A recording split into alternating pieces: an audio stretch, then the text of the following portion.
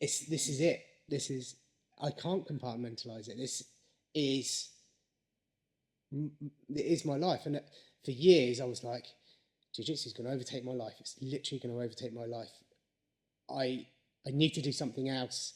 So I was doing art and I was doing other things and bits and pieces, and this is it. This is what I do. This is everything here.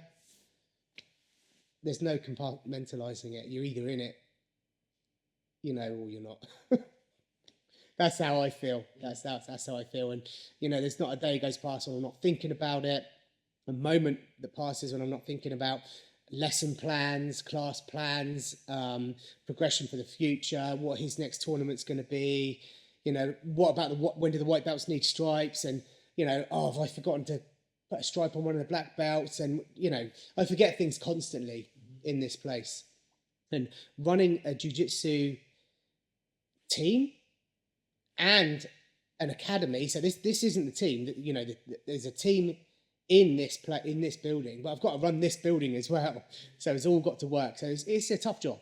It is a difficult job. My wife does all of the membership. She does all of the numbers, all of the emails. I would just be swallowed up if I had to do all of that as well. So, you know, we are a little family team here, and it's a big job. It's not a small thing. It's a full-time job. You know, that's why I haven't got time for a side hustle. When I started, it was the initial success was from the back of being on The Ultimate Fighter. We were the MMA gym in the area. We had the most sort of active MMA fighters. And that was the initial success. But now, you know, we've got a really good jiu-jitsu team, and we've got lots of little satellite centres around as well, which makes the team quite big in the south. And you know, I don't do anything else. This is my job. So, you know, it's not a side hustle. I don't have another business. I don't have another job. This is my job. This is what I do. So, you know, if this doesn't work, I can't pay the bills, you know. So yeah, you know, but I want to do it. It's not like, oh, this is what I've done my whole life. This is all I can do. There is an element of that, but I love doing it, you know, and the people that come here, they can see that, and that's why I believe that's why, one of the reasons why it's successful. There's a gym for somebody in the area, you know, everywhere, for everyone that wants to do it. And the people that come here love it here, and I, you know, try and keep it so they continue to love it here and continue to grow, you know, with their either jiu-jitsu or the Thai boxing that they do here, you know. You've seen what Leo's doing now, and you know, I'm just turning into this older person whose joints are, you know, aching and hurting all the time. And I would like to get back to fitness, and I would like to get back to compete. I still do have the goals sort of come in and out, but when I was doing judo, when I was a lot younger, we used to be able to get a Union Jack if you were good enough to fight for the country. And that was my sole focus. It was like, I want to get one of those and I want to go to the Olympics. And that's all I wanted to do. And I never did any of that. I never got that far with it. And kind of after that, you know, I wanted just to be really, really good at MMA. Sort of, I used my judo, carried it into the MMA, which was very successful for me.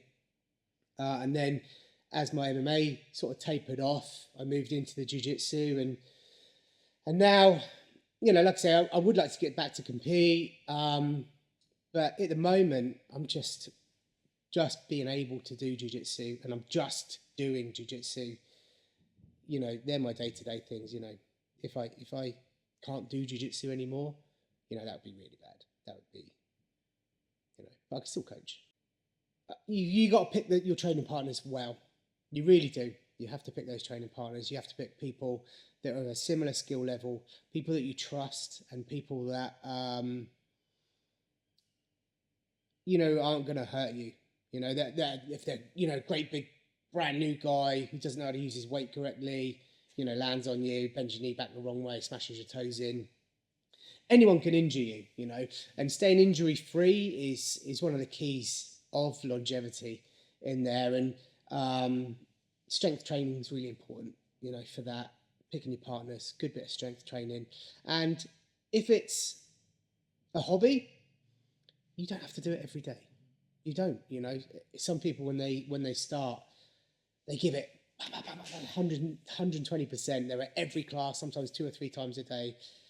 But at the end of the day, if it's just a hobby, you know, you don't have to do that. The pursuit of growth and learning is fantastic. Sometimes you don't have to roll. Sometimes, you know, it doesn't have to be so hard. Jiu-Jitsu is great for the mind, and it's kind of good for the body. Kind of good for the body, but, you know, you've got someone else trying to make it very uncomfortable for your body, you know. So, yeah, it's a funny thing. Jiu-Jitsu is a funny thing. What a load of bullshit that is. Jiu-Jitsu is for everyone. It's not for fucking everyone. Can I swear on that? Yeah. It's not. Yeah. There are lots of bullshit things in Jiu-Jitsu. It is not for everyone. If it was for everyone, everyone would have been doing judo before Brazilian Jiu-Jitsu was here. It's not for everyone.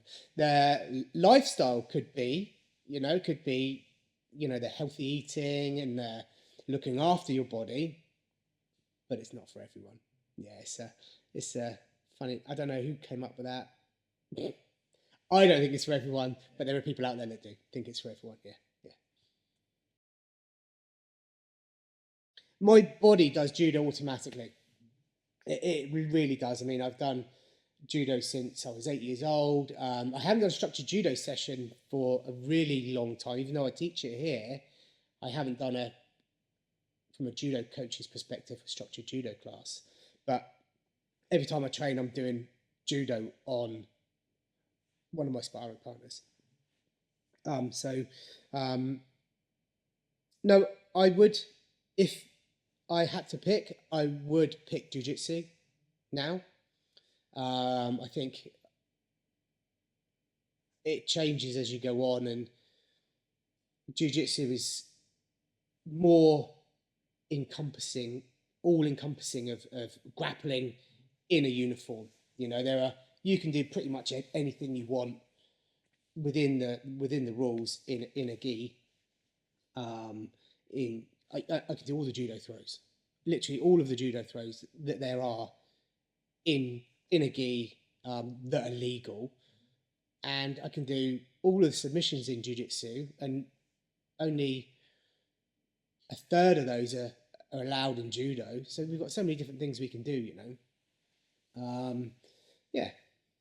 So I'd definitely pick jiu-jitsu. Jiu-jitsu's it is easier on the body than judo. Even though I do love judo. I love jiu-jitsu more now. Less break falling, I guess. It is less break falling. It is. I mean, judo is really hard on the body. It is really, really hard on the body. And yeah, you know, one of the good things about jiu-jitsu is you don't get punched in the face. You know, you can have serious injuries happen depending on the style of jiu-jitsu that you do. But yeah, as opposed to MMA, this is the lighter version of mixed martial arts that we can do. But also as well, I'd like to think that people crave connection, and a lot of people don't get connection in their everyday lives. You know, some people can go through their whole week without having a hug or speaking to anyone deeply about anything. Not that you have to, you know, rather than a copy and paste conversation. You know, a lot of people don't get that connection, and people like to belong. I'd like to think that people like to belong to something, and you know, in somewhere like this gives people somewhere to belong. They feel like they belong to part of a team, and people meet friends, and you know, I don't see a lot outside of jiu-jitsu. So you know, I am a bit biased of how good it is and how much fun it is, you know. But yeah, like I say, I think apart from the UFC, you know, people like connection, and they like on the other side of that, they like a bit of struggle, you know, a struggle. You know, people like something that's going to put some people, not everyone, likes being put out of their comfort zone, and they like to have that effort and that sense of achievement, you know. They want to be exhausted, some people. You know, through a day, they've just been all day long, and they get to go and, you know, wrestle with someone in the evening for just for an hour and forget about their day, you know. So, you know, there are a lot of things with jiu-jitsu. You know, you get that. Oh, someone told me once there are like 7 basic human needs. I can't remember them all, but jiu-jitsu feels like 4 of them. You know, 4 of those things: connection and, oh, I can't, you know what? I can't remember. Probably shouldn't mention it, but I haven't got the context. But it does.